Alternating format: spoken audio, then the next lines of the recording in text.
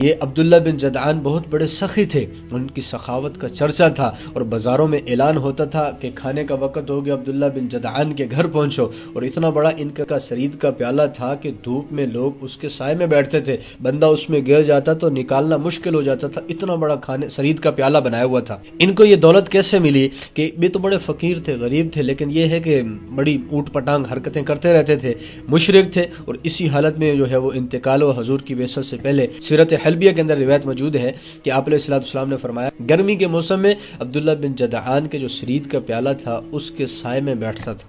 پہاڑ میں گئے، وہاں غار تھی، اس میں داخل ہوئے تو غار کے اندر داخل ہوئے تو انہوں نے دیکھا کہ وہاں ایک سانپ ہے جس کی دو آنکھیں بالکل آگ کی طرح ہیں، جب اس کے قریب ہوتے ہیں تو سانپ ان پر حملہ کرتا ہے، یہ پیچھے ہوتے ہیں، سانپ بھی پیچھے ہو جاتا ہے۔ کافی دفعہ ایسا ہوا تو ان کو پتہ چلا کہ یہ سانپ جو ہے یہ بناوٹی ہے، مصنوعی ہے، اصل نہیں۔ جب انہوں نے سانپ کے قریب گئے اور سانپ کی جو ہے اوپر سر پر ہاتھ پھیرنا شروع کیا تو وہ ان کو پتہ چل گیا یہ مصنوعی۔ انہوں نے پکڑا، دیکھا تو سارا سانپ سونے کا بنا ہوا تھا اور ان کی آنکھوں میں یاقوت رکھے ہوئے۔ انہوں نے اس کو پکڑ لیا، اندر جا کر دیکھا تو خزانے کا ایک ڈھیر لگا ہوا ہے، اور اس کا ایک واقعہ میں بتاتا ہوں۔ اس میں ایک تختی ملی، اس پر لکھا ہوا تھا نفیل بن جرہم بن قحطان بن ہود نبی علیہ الصلوۃ والسلام، اور میں نے 500 سال حکومت کی اور زمین کے چپے چپے پر پھرا ہوں، ایک سرے سے دوسری سرے تک پہنچا ہوں، اور یہ مال و دولت کا ڈھیر اور لمبی عمر بھی مجھے موت سے نہ بچا سکا۔ وما ہوا بمدحدہ من العذاب ان یعمر، لمبی عمر بھی آخرت کے عذاب سے نہیں بچا سکتی۔ تو اس مختصر سی زندگی کے اندر